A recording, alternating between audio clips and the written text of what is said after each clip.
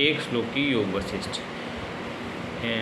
भगवान राम ने जब महर्षि वशिष्ठ से पूछा कि सार्थक एवं सफल जीवन वाले मानव की पहचान क्या है, इसके उत्तर में रघुकुल गुरु ब्रह्मनिष्ठ वशिष्ठ जी ने जो बात कही वो आप सबके साथ में हम रखना चाहते हैं।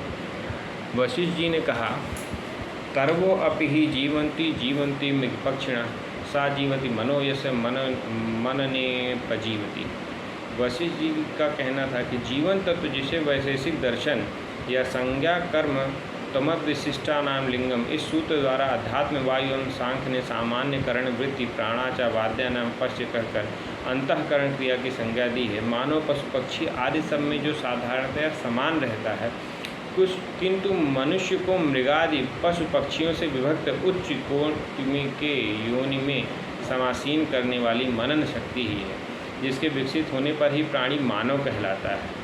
अर्थात मनन शक्ति के विकसित होने से ही प्राणी को मानव कहा गया है। महर्षि यास्क ने भी निरुक्ति में मत्वा कर्माणि सीवन्ति इति मनुष्य कहकर वशिष्ठ जी की उक्ति का समर्थन किया है। वेद के मत में जीवन का अर्थ है प्राण। यह प्राणी मात्र में सामान्य है, केवल इसी का विकास जब तक मानव में है तब तक मानव जंतु है। संस्कृत भाषा ने मानव और मानव के भेद को व्यक्त करते हुए कहा है, केवल प्राण शक्ति का विकास स्थल और प्राण शक्ति तथा मनन शक्ति दोनों का विकास केंद्र मानव है। मानव को द्विपाद जंतु विशेष की हीन कक्षा से निकालकर मानवता की उच्च श्रेणी में पहुँचाने वाली मनन शक्ति ही है। अतः वेद ने भी मनन शक्ति को ही मानवता माना है। अतः योग वशिष्ठ के मत से मानवता पालन पूर्वक जीवन यापन करने वाला ही मानव है। इस विशिष्ट उद्देश्य को आत्मसात करने से उच्च उद्देश्य के समग्र योग वशिष्ठ प्रवृत्त हुआ है।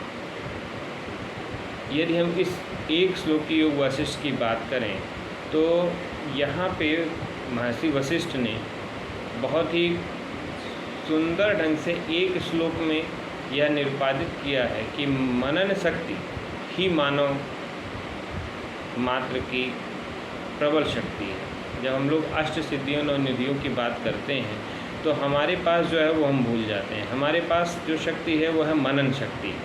जब हम जीव जंतुओं की बात करते हैं, यानी पशु पक्षियों की बात करते हैं, जानवरों की बात करते हैं, तो इनके अंदर क्या है, ये अपना पुत्र पैदा करते हैं, पक्षी अपना बच्चा पैदा करते हैं, घोंसला बनाते हैं, बच्चों को पालते हैं और मर जाते हैं।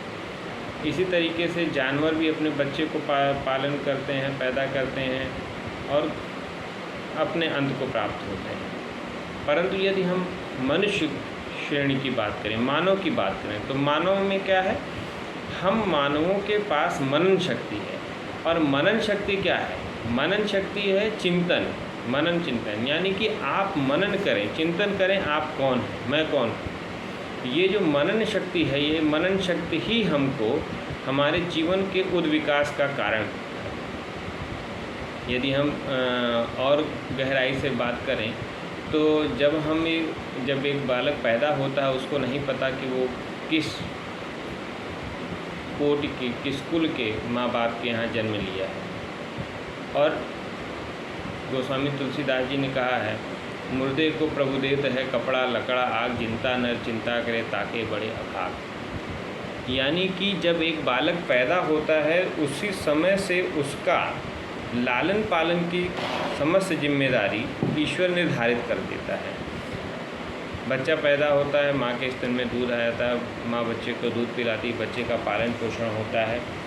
लेकिन इन सब कुछ होने के बाद जो उस बालक का कर्तव्य है या उसके माँ बाप का कर्तव्य है, उस बच्चे को मनन चिंतनशील बनाना। चिंतनशील किस हेतु बनाना, वो अपने जीवन का उत्थान कर सके। और हम अपने जीवन का उत्थान कैसे कर सकते हैं, हम अपने जीवन का उत्थान मोक्ष बन के कर सकते हैं जब हम ये जानने की कोशिश करें कि मैं कौन हूँ, क्या भिन्नता है एक मानव में और एक जानवर में, क्या भिन्नता है। हमारे मानव मनन शक्ति के कारण ही मानव है। जिस व्यक्ति के जिस मनन शक्ति नहीं है, जो मनन नहीं कर सकता, वो व्यक्ति उन सर्वथा पशु पक्षियों के समान ही अपने बालक अपने बच्चों का पालन पोषण करके इस धरती लोक से विदा ले लेता है। तो हमको मनन शक्ति पे, चिंतन पे जोर देना चाहिए कि हमारा जीवन किस हेतु हुआ है, मैं कौन हूँ, हम क्यों पैदा हुए हैं। ऐसा क्या होता है जब हमारे प्राण निकल जाते हैं और एक व्यक्ति को हार्ट अटैक आता है, उसके प्राण निकल जाते हैं, व्यक्ति पूरा दिखने में एकदम सही, लेकिन उसके शरीर से ऐसी कौन सी वस्तु है जो निकल जाती है जो प्राणहीन कहलाता है। प्राणहीन ये शब्द सबने सुना है। प्राण क्या है, इसके ऊपर जब यदि हम मनन करेंगे, चिंतन करेंगे, निधिध्यासन करेंगे, तभी हम इसको जान सकते हैं कि प्राण क्या है और मनुष्य योनि में जन्म लेने का हम अपना योग सफल बना सकें। तो हर व्यक्ति को ये जानने का, ये चिंतन करने का सौभाग्य मिला है कि वो कौन है, और हमको अवश्य इस चीज़ पे ध्यान करना चाहिए कि मैं कौन हूँ, किस हेतु मैं आया हूँ और मेरे जीवन का उद्देश्य क्या है। मनुष्य को चिंता न करके चिंतन में प्रवृत्त होना चाहिए। चिंतन से ही आप ज्ञानवान बन सकते हैं और चिंतन ही मुक्ति का हेतु। जब आप मुमुक्ष बनेंगे, जैसा मैंने कल अपने पिछले वीडियो में कहा था कि जब आप मुमुक्ष बनेंगे तब आप ये समझ सकेंगे कि आपकी उत्पत्ति का कारण क्या है, उत्पत्ति का हेतु क्या है और किस तरह से हम अपने जीवन को क्रमशः उत्तरोत्तर ले जाकर ब्रह्म ज्ञान साक्षात्कार प्राप्त कर सकते हैं। बहुत से मनुष्य कहते हैं कि हम साक्षात्कार करके क्या करेंगे। साक्षात्कार एक अवस्था है, जिस अवस्था को प्राप्त कर लेने से आपका जीवन और सरल हो जाता है।